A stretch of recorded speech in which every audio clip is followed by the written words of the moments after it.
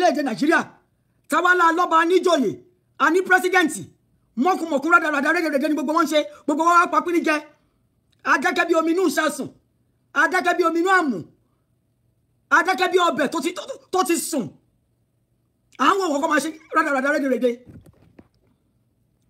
Prince Ọ̀jájú ni ẹni ọlá Ọ̀jájú ni làwọn agbésùmọ̀mí náà fi sílẹ̀ after tó ń fi búlẹ̀tì méjì sí nídìí tó gba 17 million kò ń ṣe bàbá Tinubu ló kó 17 million nílẹ̀ o kò ń ṣe àwọn DSS ló gbà á lẹ̀ o kì í ṣe Ṣèyí Tinubu ọmọ àlè tó ń kọ owó tí bàbá ẹ̀ kọ́ ní Lagos tó ń kọ́ lọ fún wọn ní Maiduguri Borno Kano kò ń ṣòun ló lọ gba Ọ̀jájú ní sílẹ̀ o Yorùbá Nation wà lára àwọn tó dáwọ́ fún Ọ̀jájú ní o àwọn wá gba Ọ̀jájú ní kalẹ̀ nìyẹn ó ń ṣe press conference ní ara press conference ní Ọ̀jájú ní ti ń sọ pé ibi tó ti ń gba ransom ó súnmọ́ military base ẹ̀yin ará mi mo fẹ́ kẹ́ gbọ́ mi dáadáa ó súnmọ́ Ìkàrẹ́ ó súnmọ́ Ìbílò ní Edo State Ọ̀jájú ní sọ bí ẹni pé within the military confines ní gbogbo ibi tí àwọn olórí burúkú yìí ti ń gba ransom tí àwọn ń sọ because díẹ̀díẹ̀ ló ń kó wá fún wọn àwọn military men náà dẹ̀ gbé lóòótọ́ wọn borúkọ àyà wọn wọ́n wọ military camouflage tọ́bákàtẹ̀ náà jí camouflage ní ẹni wọ́n lórúkọ láyà but wọ́n bojú wọn kọjá ní má lè recognize wọn ẹ̀yin ará mi bàbá Tinubu pariwo pé Nàìjíríà secure ó secure wọn ò lè gbọ́ ọmọkùnrin yìí lẹ̀ for more than 12 days torí pé Ọlọ́run dẹ̀ fẹ́ fún ọmọkùnrin yìí gangan ní second chance of life ni kò ń ṣe pé láàrin ọdún méjìlá yẹn olórí burúkú wọn àwọn ẹni ṣètánì kì í ṣe pé wọn lè pa kì í ṣe 17 million yẹn ló ń ká wọn lára because wọn á tún mélòó míì tó máa gba 50 million 100 million Ọlọ́run sọ pé àsìkò ọmọkùnrin àsìkò ẹni ọlá Ọ̀jájú ni kò tí ìyá ni bàbá Tinubu Jagaban Adékúnlé Ahmed Bọ́lá President of Nigeria bí ó ṣe ń tò ilé ayé kọ́lẹ̀ ń tò bó ṣe ń tò ilé ayé kọ́lẹ̀ ń tò ẹ fẹ́ di Amin kalẹ̀ sí wa lọ́rùn ẹ fẹ́ di Nebuchadnezzar sí wa lọ́rùn kẹ́ máa mú wa pa because ẹ bá lẹ́ẹ̀ mọ̀ bí Fúlàní ṣe ń pa wá irọ́ lẹ̀ ń pa tẹ́ ẹ bá mọ̀ ọmọ yín ò mọ̀ as young as he is kò mọ̀ tó lọ́ ń lù ìyàwó yín ò gbọ́ àwọn sọ̀ngbẹ́tọ̀ yín tẹ kó sẹ́yìn yín àwọn Secretary of State yín Fẹ́mi Gbàjàbíàmílà kò mọ̀ tó ń lọ kò ní rédà láti máa kó sensitize ọpọlọ ẹ̀ tó ti yòrò kó bẹ̀rẹ̀ sí ní find out tó ń lọ kó máa gbé answer wá bá yín bàbá Tinubu tẹ́ bá lé lágbára ibì kan lágbára yín máa ti pín o títọ́ Ọlọ́run máa tètè rọ́ọ̀nù lù yìí dáadáa o ẹ̀yin dẹ̀lẹ́ lọ gbé Buhari wà máa rán yín létí ọdún mẹ́jọ tí Buhari ṣe ń bẹ̀ ó dẹ̀ mélòó tẹ́ lọ bá Buhari tẹ́ lọ sọ fún pé kó yẹ pa àwọn èèyàn yín ẹ ti bá wọn jẹ ẹ ti bá wọn mu ẹ ti bá wọn mulẹ̀ ẹ ti sọ fún pé kó gbé sàrí àpapọ̀ wá bàbá Tinubu Ọlọ́run ló máa dá fún yín Ọlọ́run tó ń dájọ́ afẹ́yí pẹ́ràn bàbá Tinubu á dájọ́ fún yín torí ẹlẹ́ṣẹ̀ kan ò lè lọ láláì má jìyà bàbá Tinubu your modus operandi gbogbo wa la mọ̀ táwọn kan ò bá tiẹ̀ mọ̀ òun ni mo fẹ́ sọ fún wọn yìí tí ẹnikẹ́ni ènìyàn tó bá fẹ́ bá bàbá Tinubu ṣe competition tó bá fẹ́ bá wọn compete tí n tí bàbá Tinubu fẹ́ tẹ́lómi bá fẹ́ kò dùn mọ́ bàbá Tinubu ní o bàbá Tinubu kò nìkan ló fẹ́ jayé ló fẹ́ káwọn àwọn yòókù kan máa rágó níbo ni Fúnṣọ́ Williams wá bí bàbá Tinubu ṣé bá ọmọ Èkó tó ń compete fún governorship ni ẹ bí bàbá Tinubu ohun tó ṣẹlẹ̀ sí Fúnṣọ́ Williams ẹ bí bàbá Tinubu ohun tó ṣẹlẹ̀ sí Tajudeen Disu MD toll gate àbí kí ló ń pè Lekki free zone torí pé bàbá Tinubu ó fẹ́ ta lẹ̀ Yorùbá ta lè Èkó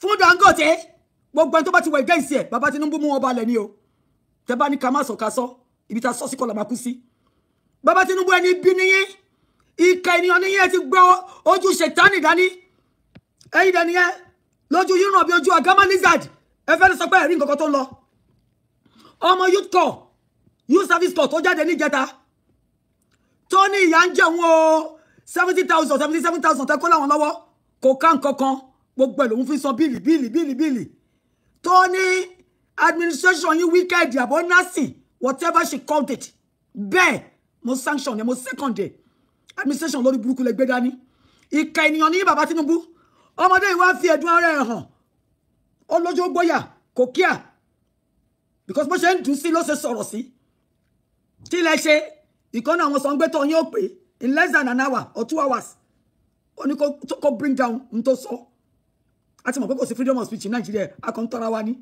abẹ́ Fúlàní la wà ẹ̀yin olórí burúkú má ṣàǹfààní èpè malẹ̀ tẹ́ tàwa fún Fúlàní Ọlọ́run máa ta gbogbo ọ̀ràn dìran yín títí dé oríkẹwọ́ àrùn yín Ọlọ́run máa ta dànù ni ẹ̀ ń ta àwọn ọmọ ojúlówó ọmọ Yorùbá ẹ̀ ń jẹ́ kí Fúlàní gbé wa pa one by one ẹ̀ pa pín ní jẹ Olúwa máa ná ìdà wọn ní kó má ṣe pé fún yín tá a bá súre fún yín kò ní wú ẹlẹ́dàá yín ò ní gbà Ọlọ́run máa ná ìdà kú sílé yín torí pé kí ni ẹ̀ ń pa wá ní mẹ́sàn-án mẹ́wàá àwọn ọmọ tó máa tún orílẹ̀-èdè Yorùbá ṣe ẹ̀ ń gbé wọn pa ẹ̀ ń fi ẹ̀jẹ̀ ya wọn ẹ̀ ń pa bàbá wọn ní ọkọ ẹ̀ ń kidnap wọn ẹ̀ ń rape wọn ẹ wá lẹ́ẹ̀mọ nǹkan tó ṣẹlẹ̀ má sọ tó máa ṣẹlẹ̀ fún yín torí èmi kọ́ ni mo sọ inú Bíbélì ni Ọlọ́run wọn pa yín bàbá Tinubu ṣẹgbọ́n tí mo sọ fún yín nínú ìwé Exodus chapter 22 verse 22 to 24 Ọlọ́run wọn pa yín tẹ́ ń pa ọmọ mẹ̀kúnnù nínú jẹ àwọn tẹ́ ń dá àwọn ìyàwó wọn tẹ́ sọwọ́n dọ́pọ̀ ọ̀sán gangan bàbá Tinubu Ọlọ́run wọn pa àwọn ìyàwó ti yín náà tẹ́ bá bí mẹ́fà gbogbo ẹ̀ mẹ́fẹ̀fà lọ́lọ́ máa pa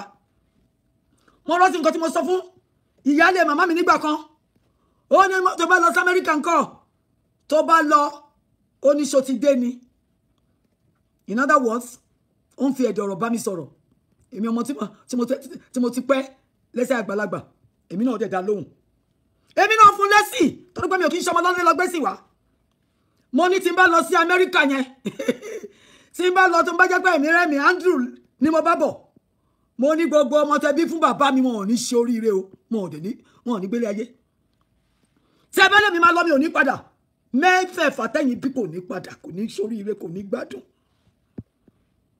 máa tún máa sọ sọ́rọ̀ yẹn fún yín ó ń ṣẹlẹ̀ o èmi ló fẹ́ pa ó bẹ̀rẹ̀ sí ní pa tiẹ̀ Ọlọ́run bẹ̀rẹ̀ sí ní bá pa nítorí náà bàbá Tinubu tẹ́ bá lọ́wọ́ ọmọ Yorùbá lẹ́ máa pa lẹ́ máa fi ṣe tutù kẹ́bà lè ráyè tó kò sórí ọpọ́n tẹwà irọ́ lẹ pa tó bá yá Ọlọ́run á bẹ̀rẹ̀ sí ní pa àwọn ọmọ yín it's as simple as that it's as simple as that àwọn ọmọ yín ò gbé orí méjì wá sáyé ìyàwó yín ò gbé orí méjì wá sáyé wọn ò lẹ́sẹ̀ mẹ́rin wọn ò lápá mẹ́rin bó ṣe dá wa náà dá àwọn ìyàwó yín àtàwọn ọmọ yín ṣe bá wá láwa ọmọ mẹ̀kúnnù tí bàbá wa ò kì í ṣe mílíọ̀nìà tá à kì í ṣe sínétọ̀ tá à kì í ṣe gọ́vnà lẹ́fẹ̀ẹ́ máa mú pa mo sọ fún yín pé irọ́ pitì ni irọ́ lẹ pa bàbá Tinubu Ọlọ́run á bẹ̀rẹ̀ sí ni máa mú àwọn ọmọ yín ní one by one a máa fi dá yín lágara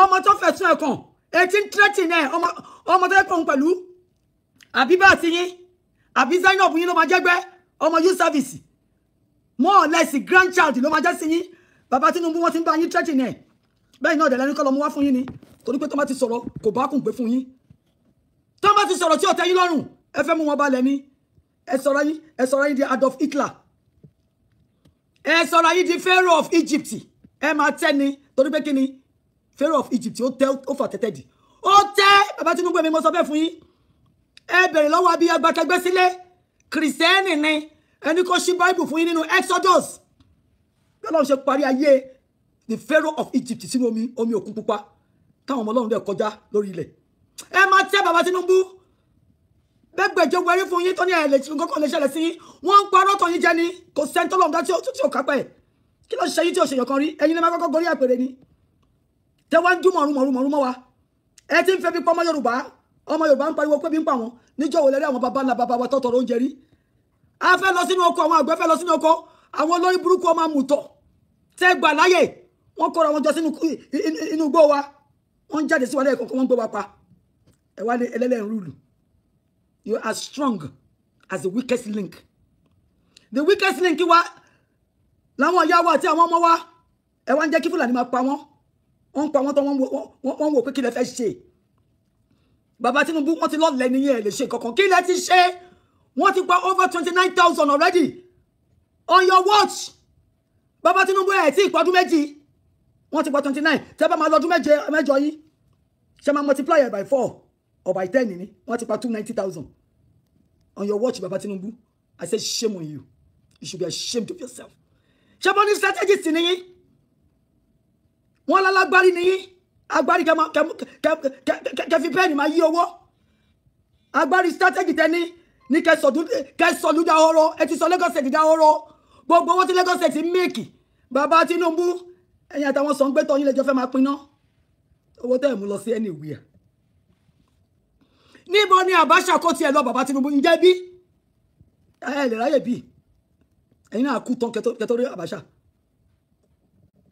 ṣé bí abá ti wígúwé pé níbo ló kó owó sí àbí níbo ló kó owó ẹ̀ tẹ́lẹ̀ lọ owó ẹ̀ náà ní family ń jà lé lórí nsìn wọ́n ṣe máa jà lórí tiyín náà nìyẹn ẹ máa kójọ Baba Tinubu ẹ ti mọ tọ́lọ́hún pé yìí màá tún sọ fún yín Ọlọ́run ní aṣiwèrè màá tún sọ Olúwa ní aṣiwèrè tó fi ilé ayé kó ọrọ̀ jọ kò mẹ́ntó máa jẹ́ Baba Tinubu èmi kọ́ ni mo pè yín bẹ́ẹ̀ Ọlọ́run ló pè yín bẹ́ẹ̀ ó láṣiwèrè nìyí ẹ wà lé ayé máyà bẹ́ẹ̀ ṣe ń ra yacht lẹ́ ń ra new plane lẹ́ ń ra x-plane lẹ́ ní 17 oil wells lẹ́ ní refinery individually báwo lẹ ṣe fẹ́ maintain ẹ Baba Tinubu oníkòmọkòtọ́ bàbá jẹ lójú onílé jẹ lójú àlejò èmi rò pé máa fi ti Olúṣẹ́gun Àrẹ̀mú Ọbásanjọ́ kọ́gbọ́n ní pé ẹ̀ ní jẹ́ káyé yín rí bẹ́ẹ̀ ayé rádaràdá rédèrèdè játijàti yánnayànna ayé tó ń tú káàkiri tó ń nífọ̀kànbalẹ̀ tẹ́yìn náà ò bá fẹ́ nífọ̀kànbalẹ̀ ẹ má dààmú wa ẹ má dàbí ewé ojú omi ni ẹ ní nísinmi I don't care what anybody says ẹni tó bá fẹ́ kó máa dọ̀bálẹ̀ fún yín kó máa gbé yín lárugẹ kó máa purọ́ fún yín kò sí nǹkan kan tí mo fẹ́ gbà lọ́wọ́ yín ẹ ní nǹkan kan lọ́wọ́ tẹ fẹ́ fún mi owó tẹ kó dání kì í ṣe ti yín owó ẹ̀jẹ̀ ni mi ní bá yín nọ́mbẹ̀ owó tẹ ti pa Bàsírà millions of ọmọ Yorùbá tẹ ti parẹ́ ẹ ti fi da yín ẹ ti fi gọ́mọ Èkó ẹ ti fi gé wọn lórí ẹ ti kó wọn sínú àpò yín ẹ ti mú kọ́kọ́rọ́ dání ojú yín máa já o Baba Tinubu láàlá yín tó ròkè ilẹ̀ náà ló máa bọ́ sí wọ́n dẹ̀ ní bàbá fi gba sọpẹ̀lẹ̀ sókè àbí whatever ilẹ̀ náà ìdí ló máa fi jókòó so gbogbo tẹ bá mọ̀ ṣe ní ti burúkú tẹ̀ ń ṣe ẹ máa ṣe lọ ẹ máa ṣe Baba Tinubu because Ọlọ́run wà yín dẹni ẹ wá ń pariwo ẹni DSS àwọn DSS yìí náà lọ poison lágbájá ẹ wá ń purọ́ fún àwọn ẹ lọ ní cancer Baba Tinubu 25 years tí mo ti ní cancer nìyí pẹ̀lú ìtọ́jú I'm still something in the land of the living tó bá tiẹ̀ ní cancer á sì láti oṣù mẹ́ta oṣù mẹ́fà ṣé láàárín 2 weeks tẹgbẹ́ jáde pé ó ní cancer náà lẹ ti pa wọ́n ti bá yín poison ẹ̀ èyí tẹgbẹ́ bẹ̀ gan tẹ́ ẹ̀ bá ṣọ́ra ṣe wọ́n máa tún pa ọmọ yín lórí ni torí amukun mẹ́kọ ni yín ọyọ rẹ́dà wọ́n ń ṣayé àwọn ọ̀bátan yín àwọn ẹbí yín àwọn ọmọ ìyá yín nínú ẹ̀jẹ̀ wọ́n ń ṣe wọ́n báṣubàṣu ẹjọ́ kò síbẹ̀ ẹni president ní òṣì àti ìyàlẹ́ fi ń ṣayé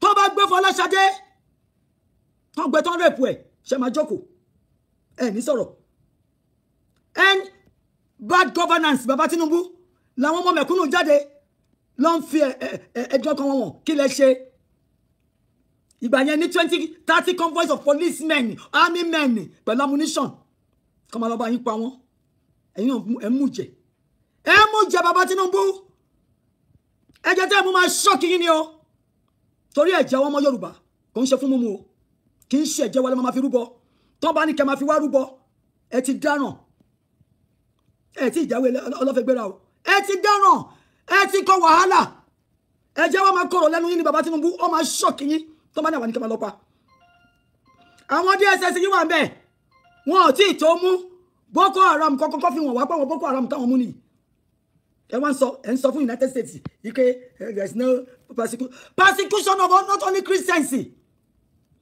persecution of all Yorubas àti Muslim nù wa àti Ìsìlámù ni o àti Christian ni o àti oníṣẹ̀ǹbáyé làwọn olórí burúkú ẹni àánú tẹ́ bá pa tẹ́tí bá wọn ṣe covenant tẹ́tí swear oath wọ́n fẹ́ pa Baba Tinubu ẹ máa rí jàǹgbàdì Ọlọ́run tọ́pa ayé ò bá ká yín apára ọ̀run á ká yín Ọlọ́run la máa rojọ́ yín fún Supreme Court of Heaven agbó ẹjọ́ yín gbogbo lágbájá àti làkàṣègbè tẹ́ ń ṣe gbogbo ẹ̀ lọ́lọ́run rí o bọ̀tà àtúbọ̀ wọn akẹgbẹ́ sí Ọlọ́run kó tètè bá wa ṣe ìdájọ́ fún yín.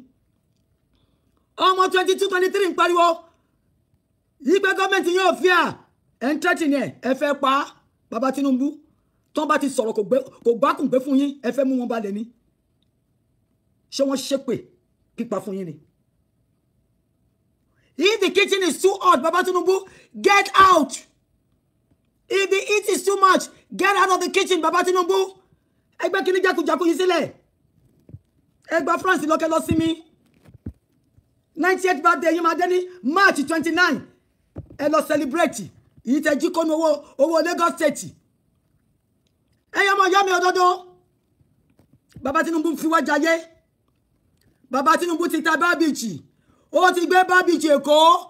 Ó ti gbé Lẹ́ṣàgúrì lọ́wọ́ o. Ẹ̀yin ọmọ Èkó ẹ ti sùn. Baba Tinubu ti fún yín tramadol mú o. Ó ti gbé codeine lé yín lọ́wọ́. Ó ti gbé kòlóòsì fún yín ẹ̀ mọ́ tẹ́ ń ṣe mọ́.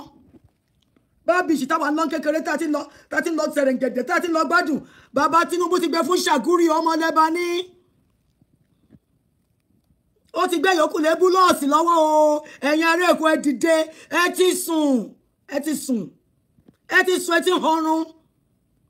Ẹ̀yin onílẹ̀ gbálẹ̀ oníṣẹ́mọ onítìrí Oníkòyí níbo lẹ wà kò sọ́kọ́ Sábà elétí òdìbò elétí ìwà ìṣẹ́ níbo lẹ wà. Baba Tinubu ti fẹ́ pa Bàsírà mọ́ yín lára. Ó ti gba Friday. Ẹgbọ́n tí mo sọ fún yín. Baba Tinubu ti gba Friday lọ́wọ́ yín. Ó ti gbé Sunday lọ́wọ́ yín pé kẹ́ máa sùn. Kẹ́ máa sùn kẹ́ máa jọ́sẹ̀ mọ́lẹ̀. Ó ní nǹkan tẹ́ mọ̀ nìyẹn. Ṣé tún ti rí? Baba Tinubu ń pìpì àṣẹ yìí. Ó ń pìpì àṣẹ yìí fún 2027 as governor. Ṣọ́ọ̀mù Èkó ni Baba Tinubu ní. Wọ́n ti ta Tinubu name fún wọn. Wọ́n fẹ́ Sẹ̀rẹ̀ǹgẹ̀dẹ̀ sí wa lọ́rùn. Ẹ̀yin ọmọ Èkó ẹ dìde.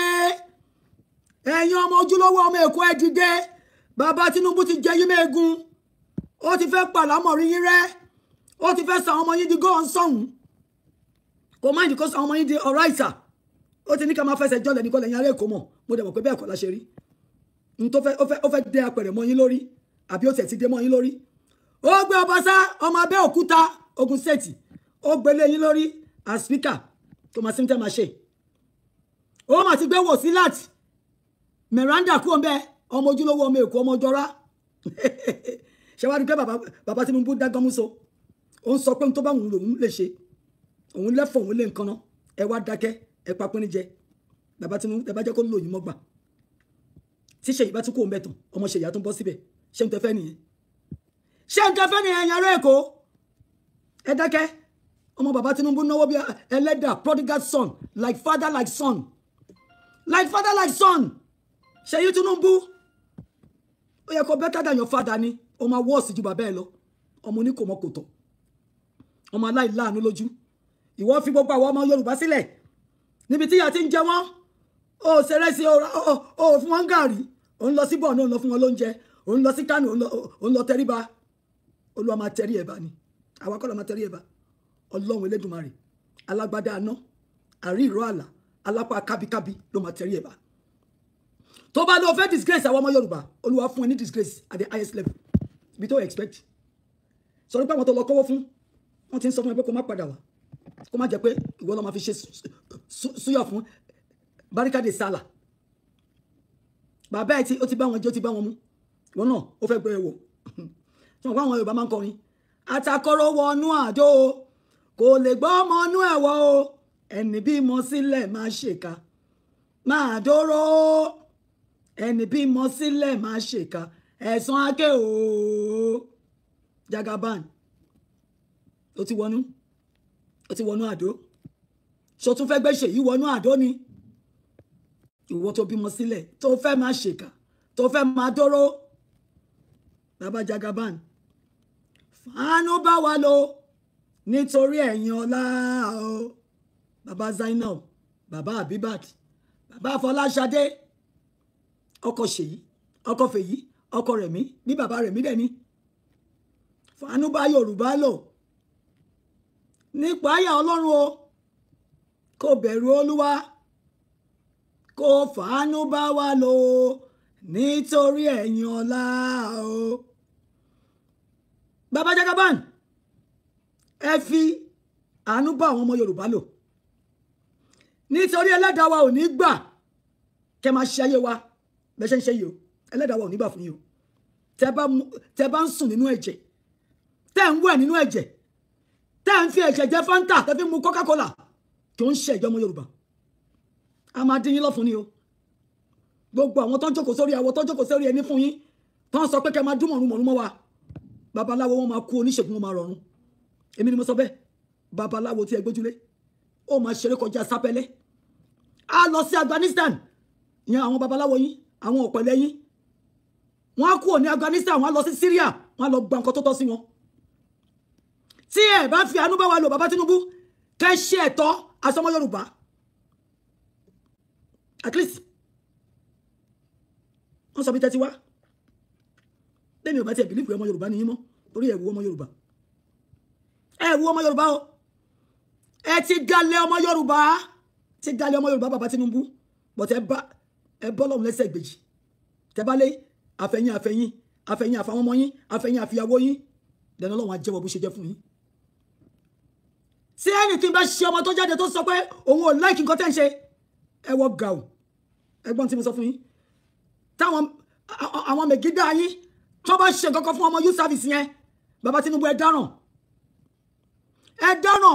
nítorí èèyàn kan Ọlọ́run pààrọ̀ pọ́lísì ìlú kan torí ọmọ yẹn ẹ wọ gàù tẹ́ ẹ bá ṣe nǹkan kan fún ẹjọ́ kan ló fi sí ẹni tẹ̀lẹ́lẹ́ ní democracy even though demo bastard demo nonsense ní demonstrate kò sí democracy ní Nàìjíríà ara democracy yín láti gbé Rotimi o Délé Fárótìmí ẹni democracy wọn kì í kánpẹ́ sí lọ́wọ́ ẹ̀yìn àtàyàn àwọn afẹ́nifẹ́ bíi Babalọ́lá ẹ̀mú kó láàrin Èkó ẹ̀mú lọ sẹ́kìtì ibi tí ò ti sí jurisdiction láti dálẹ́jọ́ ẹ̀wà ẹlẹ́ni democracy orí yín ti gbálẹ̀ bàbá Tinubu àtẹ̀yìn àtàwọn mẹ́wàá yín ẹ kó gbá wọlé kẹjẹ́ kí Yorùbá nation kò dúró tí ẹ bá fi wá lọ́rùn lẹ́ka lọ bàbá Tinubu Olúwa máa yànnàná ní o òun lẹ́gbẹ́ lẹ́nu mi yẹn Olúwa á fún yín ní pàṣán Olúwa á nà yín ní ẹgbàá ẹ sákò lásọ̀rọ̀ ẹ sákọjá bọ́dí lọ́nù yín tí a bá fẹ́ gba London lọ́kẹ́ lọ àwọn olórí burúkú tó ń sọ níwájú pọ̀ mọ́ tìpàkọ́ tó máa fẹ́ fún yín lásàílọ́mù wọ́n bá dẹ̀ fẹ́ fún yín ní permanent residence ní kò sí tó kàn wá. Trump ti tọwọ́ bọ̀rọ̀ yín o tẹ́ bá fẹ́ tẹ́ bá kọ̀ ẹ̀mú Nnamdi Kanu dání ó ti gba Biafra ó ti support Biafra báwa náà ṣe máa lọ nìyẹn o ẹ fẹ́ ẹ̀kọ́ a máa lọ wọn bí aláya anybody gbogbo yín tani ká má lọ ẹ ní bá wa débẹ̀ tẹ́ bá change mind yín àyè ṣì wà láti tọmọlúwàbí yín ṣe àwa ní kọ́kọ́ lá ní Yorùbá àjọ ní nìṣòwò tẹ́ bá lẹ́ẹ̀fẹ́ Yorùbá nation ká lọ dá dúró ká lọ manage resources àti assets wa ẹ ní bá wa débẹ̀ kò ń ṣèpè ń tẹ́ bá fẹnu yín sọ òun lọ́lọ́ máa gbà fún yín your mouth your destiny ń tẹ́ bá fẹnu yín pè lọ́lọ́ máa ṣe àmì sí tẹ́ bá ti lẹ́ẹ̀fẹ́ ẹ ní débẹ̀ àwa tó ń jọ lára pa afẹ́ lọ Olúwa á dẹ̀ ṣínà fún wa bó ṣe ṣínà fún àwọn ọmọ Israẹli lórí omi òkun pupa á ṣínà fún wa kọjá tẹ́ bá wá ń bọ̀ lẹ́yìn wa omi òkun pupa á ru á bò yín mọ́lẹ̀ á sink yín. Bàbá Tinubu wá yín ọmọ wọn lá around military bases ní Ìkàrẹ́ Ìbílò wọ́n ti ń gba ransom tó ń gbà èmi kọ́ ni mo sọ Ọ̀jájú ni tó ń gbé ní o Prince Ẹniọlá Ọ̀jájú ni ẹ̀kọ́ wọn sínú igbó kọ́ máa jáde sí wa ní one by one tá bá bẹ̀rẹ̀ sí ní jó inú igbó mọ́ wọn lórí tí bàbá wọn bá jẹ́ fire extinguisher mo fẹ́ rí a máa sunu igbó mọ́ wọn lórí nígbà tí inú igbó bá become an inferno tó bá bí pọ̀ ní bàbá ńlá bàbá wọn rí kọ́ dúró sínú náà tó máa mu smoke bàbá Tinubu ẹ ti rúgi oyin o àwọn ọmọ Yorùbá àní fi yín lọ́rùn lẹ́ o ẹ ti rúgi oyin ó kọ ẹ tó máa bá yín sọ ojoojúmọ́ ló ń parọ́ ọkọ̀ fún yín pé Ọlọ́run ti pín ẹ̀kẹ́ tí Àṣàkẹ́ wọ́n ti gé yín létí lọ ẹ ṣọ̀rùn kọ́ọ́lí bí ọrùn máṣíìnì yìí bò ẹni nǹkan tó bá wù yín lè máa ṣe ẹ fẹ́ di Ọlọ́run kalẹ̀ sí Ọlọ́run àgbáyé lọ́rùn ẹ máa tẹ́ ni o Ọlọ́run ò pé méjì o Ọlọ́run ni atófara tìbí òkè ẹ̀rù jẹ̀jẹ̀ létí òkun pupa àdánimágbàgbé ẹni alápá kábíkábí àrí ìró àlà àríbí tí àràbàtà ṣé ẹ̀yin jẹ́ àríbí tí àràbàtà ni ẹ jáde bí tí àràbàtà mọ bẹ ṣe máa give order tó máa kó Fúlàní ẹ ń bẹ̀rù Fúlàní ọjọ́ nìyí bàbá Tinubu ọjọ́ coward yellow livered ẹ kàn jẹ́ gómù sọ ni ọjọ́ nìyí wọ́n ti mi wà lè bá yín wé ẹ ti ṣe covenant ẹ ti take oath pẹ̀lú Fúlàní ẹ ti take oath bàbá Tinubu ẹ̀rù ń bà yín àti break oath fẹ́ da ẹgbẹ́ yín Fúlàní wọ́n bá lè máa pa yín Fúlàní tó lè pààyàn tí ó lè gbẹ̀mí ara ló ń pa. The soul of man does not belong to anybody. Ẹni kó máa pa wá kó máa kún wá kó máa fi wá ṣe tìǹkó kó máa fi wá ṣe súyà bàbá Tinubu ń tẹ́ gbèrò fún wa lè má gbà o. Ọbẹ̀ fọ́tẹ̀sẹ̀ fọmọ Yorùbá àtẹ̀yìn àtàwọn ọmọ yẹn máa jókòó ẹ máa yó bámbám èmi ni mo sọ bẹ́ẹ̀ tẹ́ bá jẹ́ tán Ọlọ́run á fún yín fantasy kẹ́ fi wash it down. Ìkà ni yín bàbá Tinubu ìkà. I don't know abiyamọ tó máa aspire tó máa ní òun fẹ́ kọ́ ọmọ òun rí bíi ti yín ẹni ṣètánì nìyí ṣètánì ẹni bí nìyí a dẹ̀ máa ríra ńjọ́ kan bàbá Tinubu a máa ríra ńjọ́ mo ti sọ fọ́lọ́run pé mo fẹ́ rí yín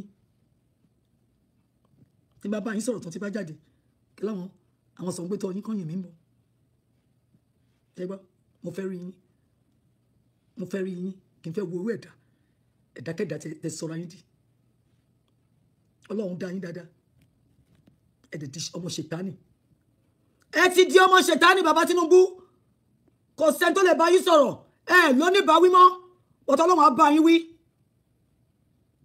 Ọlọ́run ló ń kápá yín Ọlọ́run á kápá yín gbogbo wings tẹ́ ń fi fly tẹ́ rò pé kò sí nǹkan tí anybody lè ṣe fún yín irọ́ lẹ pa Ọlọ́run á clip wings yẹn ẹgbọ́n tí mo sọ fún yín Ọlọ́run á clip wings yín ọmọ inú yín Ibrahim Traoré ọmọ mùsùlùmí bíi ti yín ni orí ẹ pé orí ẹ̀yin ò pé mọ́ bàbá Tinubu Traoré make sure pé àwọn ọmọ ìlú ń jẹun even though 22 million péré ni wọ́n bọ̀ kó fẹ́ bí pa wọ́n Traoré ti san gbèsè Burkina Faso bàbá Tinubu àwa ń jẹ gbèsè sí ni lẹ́nu ọdún kan àbọ̀ tẹ́yìn kan ti débẹ̀ Ọlọ́run lọ́mọ yẹ billions of dollars ẹ ti yá ọmọ onínàkúnà ni yín bàbá Tinubu onínàkúnà alágàbàgebè onímọ̀nàfìkì ajẹmájẹkẹ́ni yó ajẹmúni lọ́wọ́ dání nìyí ìka àgbàlagbà nìyí ìka òṣìkà nìyí. àwọn ọmọ Nàìjíríà àwọn Yorùbá wọ́n bèrè búrẹ́dì bàbá Tinubu òkòlẹ̀ ń fún wa ẹ̀ ń fòkò fọ́ wa lórí a ní kẹ́ fún wa lẹ́jà kí lẹ ṣe bàbá Tinubu kí lẹ ṣe ejò lẹ́ni kó máa ṣán wa jẹ the same ejò tẹ́ fi ń ṣán wa yẹn wọ́n máa padà wá ṣán yín jẹ o ejò tẹ́ ẹ̀ náà sí wa pé kó máa ṣán wa jẹ the same ejò ń bọ̀ aṣọ yín jẹ aṣọ àwọn ọmọ yín jẹ wọ́n ń pàrọ̀ kọ fún yín ní mẹ́sàn-án mẹ́wàá àwọn prophetess tí Ọlọ́run bá sọ̀rọ̀ àwọn bíi prophetess Fọláṣadé Ọ̀ṣun tún yìí lọ́ṣun Ọlọ́run lóhun ti pin ẹlẹ́ẹ̀kọ́ ẹ̀ nígbọ́ àwọn bíṣọ́pù Ọmọ́túndé Samson wọ́n lọ́lọ́run lóhun ti pin ẹlẹ́ẹ̀nígbà àwọn bàbá má sunkún mọ́ wọ́n fohùn àgbàlagbà wọ́n fi jíṣẹ́ fún yín ẹni kò sí ìtókàn yìí ọmọ Akwa Ibom Abel Boma ó kìlọ̀ fún yín bàbá Tinubu ẹni tóhun ilẹ̀ máa ṣe Prophet Akikulugbe ó sọ fún yín pé bàbá Tinubu ẹtẹ̀ jẹ́jẹ́ o ọmọ onílẹ̀ àtẹ̀jẹ́jẹ́ àjòjì àtẹ̀bàṣubàṣu ṣájòjì nìyí ni tẹ́ ń tẹ́ gbogbo ẹ̀ báṣabàṣa rádaràda rédèrèdè yànnàyànnà játijàti ṣájòjì nìyí ni ẹ ń ṣọmọ Yorùbá èmi lò kàn mọ́ sọ pé àwọn ọmọ Yorùbá ọlọ́gbọ́n olóye ni wá níbo ni làákà yín wà bàbá Tinubu tá à ń pààrọ̀ kò fún yín láti bí ọdún kan ẹ̀yin lẹ gbé Buhari wá o ọdún 8 làwọn àtàwọn ọmọ ìwé àfi ń pa wá Buhari fẹ́ràn màálù ju èèyàn lọ ṣẹ́yìn náà láìkí màálù ju èèyàn lọ wọ́n fẹ́ fi màálù gbalẹ̀ mọ́ wa lọ́wọ́ ṣùgbọ́n torí pé wọn ò gba bọ́dí lọ́nù wọn ò gba 17 oil wells ti tẹ́ni wọn ò gba refinery yín ẹlẹ́ẹ̀tì yọ bámbám ẹ̀yin ọmọ pé bí ń pọ́ mẹ́ni kọ̀ọ̀kan Olúwa fi hàn yín àwọn tẹ̀ ń febi pa ẹ̀jẹ̀ wọn ò ní jẹ́ kẹ́ sùn kẹ́ wo bàbá Tinubu gbogbo àwọn ẹ̀jẹ̀ tí ẹ jẹ́ kí àwọn Fúlàní pa ẹ máa ní èmi kọ́ ṣàkọ́ ni mo pa wọ́n. You are an accessory before, you are an accessory after the fact. Nígbà tí ẹ gbé Buhari wọlé, that makes you an accessory before. Nígbà tó wọlé, tẹ́jọ́ lọ kó Boko Haram wọlé Baba Tinubu, you become an accessory after the fact. You have become complicit. You have conspired. Baba Tinubu, ẹ ti conspire. Ẹ jọ ń gbé wa pa ni o. Gbogbo owó tí USAID tó ń sẹ́ni sí Nàìjíríà, wọ́n ní Boko Haram lè fi ń tọ́. Tó tẹ̀lé pé nǹkan lè ń gbà. But tell administration, till nothing works. Mẹ́ta wá lè ní defense yín Baba Tinubu, mẹ́ta wá lè pẹ̀lú Boko Haram ọmọ ìyá ni wọ́n. Ọ́fíìsì ẹ̀ náà ti ń pín owó. Ẹ̀yin ọmọ Yorùbá ògidì ṣe ń gbọ́ mi. Mẹ́ta wá lè defense minister Baba Tinubu, wọ́n dẹ̀ sọ fún Baba Tinubu kò yá o. Baba Tinubu sì ń fọwọ́ pa lórí. Gumi wà ń bẹ̀ o tó ń ṣe negotiator, arbitrator fún Boko Haram. Wọ́n bí bàbá ńlá Baba Tinubu rí kó lọ mú Gumi. Wọ́n mú Bódèjọ apanimayọ̀dà ó ní military outfit tiẹ̀ tó ń pa Yorùbá ní mẹ́sàn-án mẹ́wàá tó ń dágán mú sọ. Wọ́n pàṣẹ fún Baba Tinubu, ọwọ́ kan ni Baba Tinubu sọ́lẹ̀. Ṣùgbọ́n Baba Tinubu kò rí ti Sunday Igboho rò. Tí Baba Tinubu bá ráyè gan, ó máa ní kó mú Sunday bolẹ̀ ni nítorí pé Sunday ó ń dí wọn lọ́wọ́. Sunday fẹ́ gba ìlú bàbá ẹ̀, ó fẹ́ gbalẹ̀ bàbá ẹ̀, kò dẹ̀ tẹ́ Baba Tinubu lọ́rùn. Tí Baba Tinubu bá ráyè, á bá wa mú Sunday pamọ́, ṣùgbọ́n Ọlọ́run ò ní gbà fún yín. Ọlọ́run ò ní gbà fún yín o Baba Tinubu. Wọ́n ní kò ní kẹ́ni kó má kẹ́nìkan mọ́ ni. Sunday Igboho òòṣà òun lọ́lọ́run fẹ́ fi ṣe Moses fún wa. Ẹ lè rí pa o. Pharaoh rí Moses gidi pa. Moses ti wá rè ẹ lè rí pa Baba Tinubu. Lẹ́yìn Pharaoh, Olúwa tún máa gbé Joshua dìde. Ẹ ní lóhùn náà pa o. Ẹ ti pogun ẹ ti pọ̀bọ̀n. Ẹ ní rí Joshua wá pa. Ẹ ní rí Moses wá dè mọ́lẹ̀. Gbogbo tẹ́ bá mọ̀ ṣe kẹ́ lọ ṣe irọ́ lẹ pa. Moses kó àwọn ọmọ Israẹli jáde kó ní Egypt. A máa jáde lábẹ́ Fúlàní tẹ́ fẹ́ fọrùn wá sí Baba Tinubu àtẹ̀yìn àtàwọn mẹ́wàá yín. Tá bá dẹ̀ jáde pẹ̀lú ògo Ọlọ́run bó bá ṣe wọn Ọlọ́run kò ṣe yín kò sí tó kàn wá mọ́. Àti paroko, àti bẹ̀bẹ̀, àti dọ̀bálẹ̀, àti kúnlẹ̀, àti kékeré Baba Tinubu ẹni kò kàn yín. Mẹ́ẹ̀ẹ́dọ́gbọ̀n máa kàn yín. Ó máa kàn yín bí àgbò. Ẹ ṣẹ̀ṣẹ̀ bẹ̀rẹ̀ ni o. Ẹ ṣẹ̀ṣẹ̀ bẹ̀rẹ̀ ni Baba Tinubu. Tẹ́ bá láàní lọ tọ́lọ́run tẹ́ ń sọ fún yín pé òun ti pin. Tẹ́ ń dágán mú so. Olúwa máa yànnàná yín ni o. Àtàwọn àpábí oyin, àtàwọn wèrè wíkẹ́ yín. Gbogbo àwọn tó ń ṣe wọ́n Nàìjíríà. Tán dẹ̀ lájú wọn lẹ̀ tán rí bí Nàìjíríà ṣe rí. Ẹni yín pa mí. Brọ́dà mi Délé Fárótìmí. Ọlọ́gbọ́n ni ẹ, olóye ni ẹ, onílàákàyè ni ẹ. Má bá wọn fọwọ́ sí wọn Nàìjíríà o. Kò sí nǹkan kan níbẹ̀. Kò sí wọn Nàìjíríà. One Nigeria is a Titanic ship. It's already sinking, and it's going to sink. Ó máa sink ni o. Nítorí náà, ọmọ Yẹlé Sowore jáwọ́ nínú àpọ̀n tí ó yọ. Gbóminá kaná kò lè sí wọn Nàìjíríà láyé. Tẹ́ bá dẹ̀ ní lábẹ́ wọn Nàìjíríà yẹn náà lè ti fẹ́ máa ṣe. Empower Fúlàní ni. Torí agenda tí wọ́n ní pé Ọlọ́run ò ní jẹ́ kẹ́ lọ. Tẹ́ bá wálé ẹ fẹ́ lọ. Àjọ máa jẹjàngbára yẹn ni. Ṣùgbọ́n tẹ́ bá ń clamor fún infrastructure sórí foundation tí ò dúró. Tẹ́lẹ̀ ń wá sectionally, regionally. Boko Haram patronu. Shetima Ibrahim or Shetima Mongunu or whatever tó bá péré. Ó ti ní infrastructure my foot. Restructuring my leg. To hell with regional. Kí lè máa ń bá káàkiri. Kò sọ lábẹ́lẹ̀. He said it with his full chest. Only restructuring my foot. Only regional to hell. Ẹ ṣì wá ń pariwo. Ta ló fẹ́ bá yín tún ṣe? Ta ló fẹ́ tún ṣe? Ṣé àwọn bàbá fẹ́ Babalọ́lá Sansan tó ń dágán mú so tó ń má láìṣẹ̀ tó ń gbé lọ sí inú jẹ́ẹ̀lì ọdún kọ̀dínlógún? Ṣáwọn lè fẹ́ ní kọ́ wá bá yín tò? Ṣàpábí olè, àpábí olè, oníkòmọ́kòtọ́, ọmọ tẹ́ra, tẹmú yẹ mọ́lẹ̀, tẹ̀sẹ̀mí ẹ̀ légbodò, ó máa tó jáde o.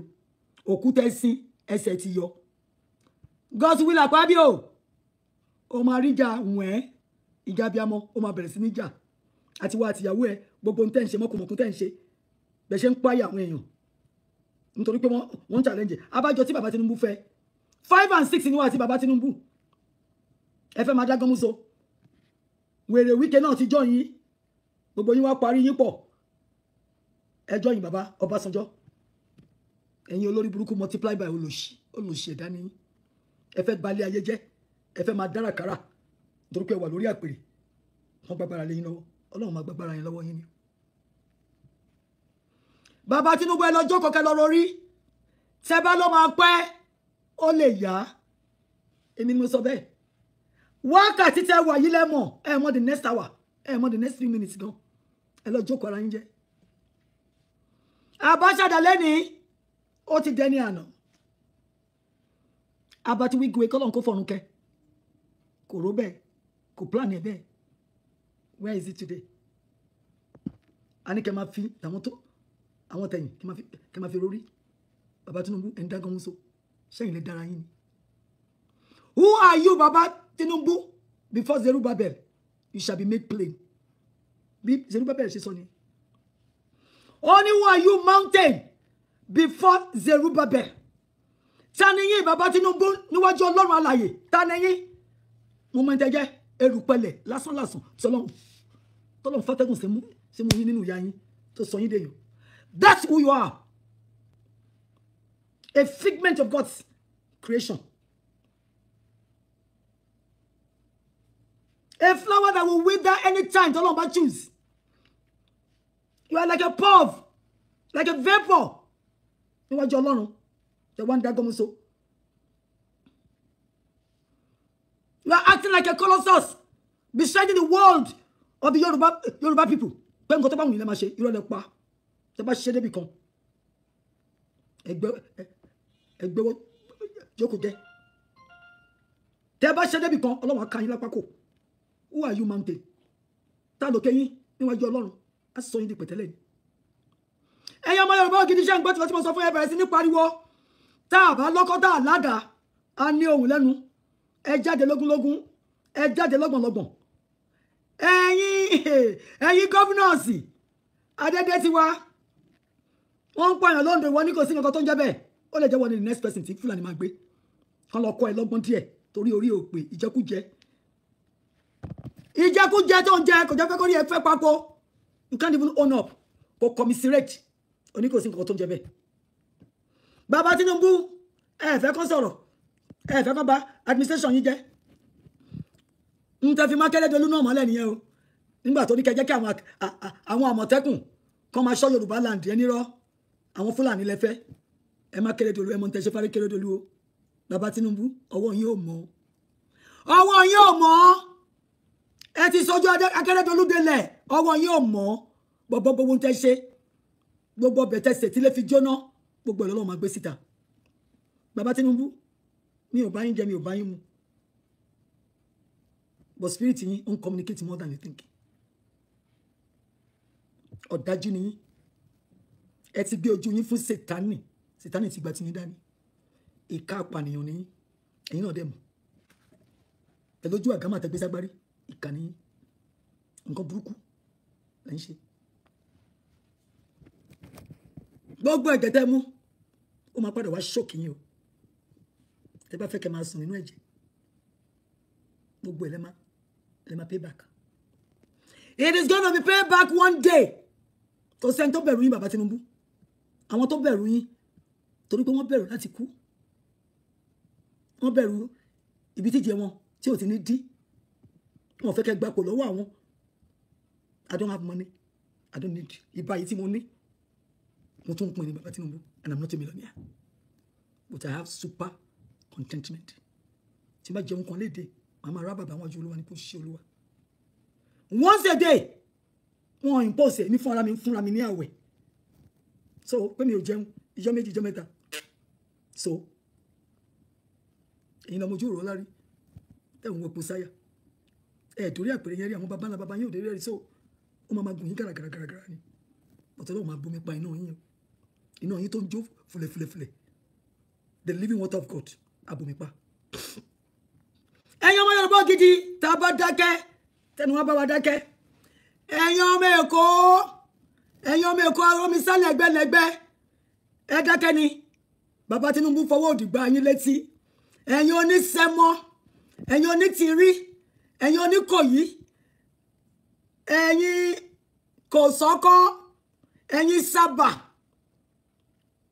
ẹ̀yin elétò òdìbò, elétò wàṣẹ̀ níbo lẹ́wà oníkòyí onísẹ́mọ́ onírù níbo lẹ́wà tí bàbá Tinubu tó ń fọwọ́ òsì júwèé lé bàbá yín fún yín ó ti ra yín ó lóun ti ra yín ṣé tòótọ́ ló ra yín ó ní kọ́kọ́rọ́ agbárí yín inú àpò ló wà ṣé bẹ́ẹ̀ ni